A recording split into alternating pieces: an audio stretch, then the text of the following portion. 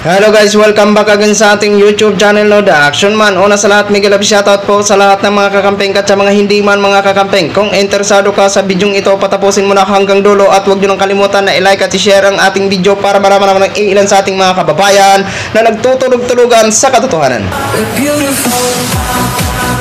So muli naman nagbabalik ang nag-iisa nyong host na si The Action Man para magbigay ng komentaryo at reaction sa mga mainit ng issue ng bayan.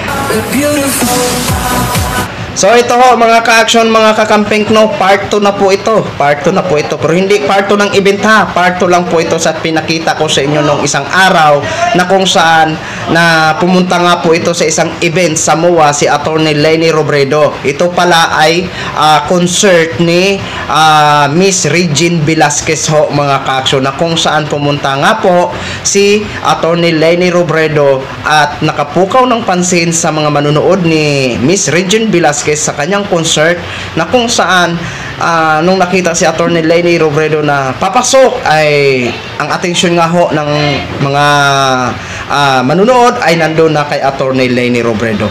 Doon kasi medyo malayo ho yun mga ka-action. Ito po, may nakuha po tayo na malinaw na video na kung saan sobrang tuwang-tuwa ho ng mga tao na nandun na nakita si Attorney Leni Robredo. Siyempre, nagsigawan sila, ibig sabihin, supporters ni Attorney Leni Robredo. So, alam naman po natin na sulit pa rin kakamping ito si Miss Regine Velasquez na asawa ni Ogie Alcacid ho, mga ka-action. So, ito po, part 2 po ito ha, pero hindi ito part 2 ng event ha. Part 2 lang ito na, karugtong lang ito po mga ka-action. Ito.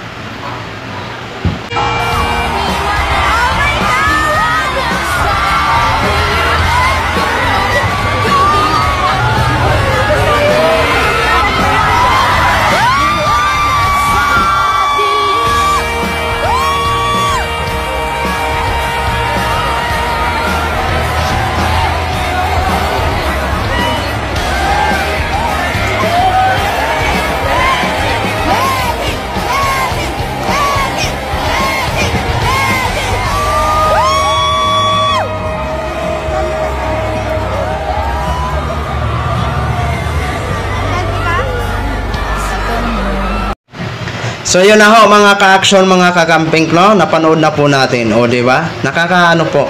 Alam ko kung ano ang nararamdaman ko na saya sa tuwing may makikita akong mga video na ganito ang mga reaction ng mga tao kapag makita si Attorney Leni Robredo. Sobrang gaan po sa pakiramdam mga ka-action. Kung ano ang nararamdaman ko na saya at gaan ang pakiramdam na parang hindi mo maintindihan yung nararamdaman mo sa loob ng puso mo. Ganun at ganun din ang nararamdaman nyo sa mga supporters at mga solid na mga kakamping ni Attorney Leni Robredo. Kaya ako po sinisir ho sa inyo nang sa ganun makita nyo man kung ano ang mga ganap para hindi kayo hindi kayo mawala ng pag-asa na ang buong akala nyo mukhang hindi na yata na mamayagpag si Attorney Leni Robredo sa masang Pilipino.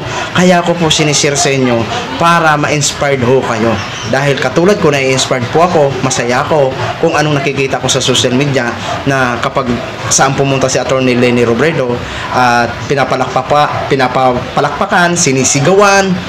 Kaya napakasarap sa pakiramdam. Kaya sinishare ko din po sa inyo dahil alam ko po na tuwang-tuwa din po kayo. At marami din po ako nababasa sa comment section na maraming salamat The Action Man sa pag-share mo ng video ito.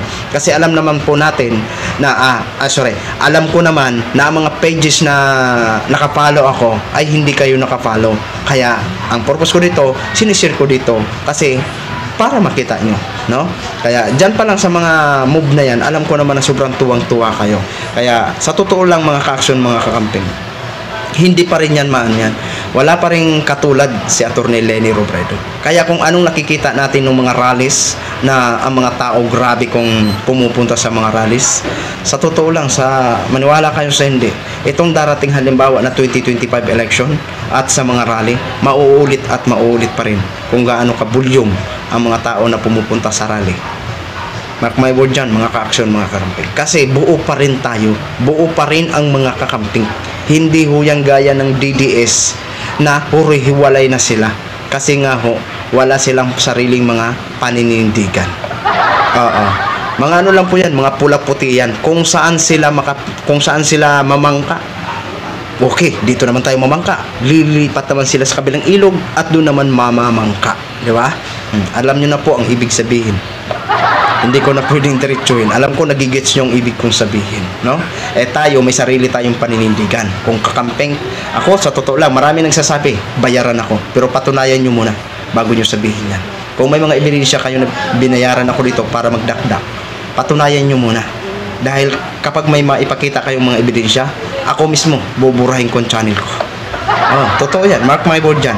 Sa mga nagsasabi na binabayaran ako dito, pakitaan nyo ako ng ebidensya na nagtanggap ako ng pera at pirmado ko. Dahil kung mayroon kayong ipakita niya na ebidensya at pirmado ko, pangalan ko, mismo, buburahin ko ang YouTube channel ko. Dahil isang kahiyang ko yan para sa mga anak ko, para sa pamilya ko, para sa mga followers ko. Malinis ang konsensya ko dito. Nakikipaglaban ako para sa bayan na walang kapalit. Yun lang po mga ka-action, mga kakamping, no? Gin-share ko lang po sa inyo. Sana naging masaya kayo. Maraming salamat po sa ating mga viewers, Luzon, Visayas at Mindanao all over the world. Ako po ang inyong lingkod, si The Action Man. Good evening, everyone. Beautiful.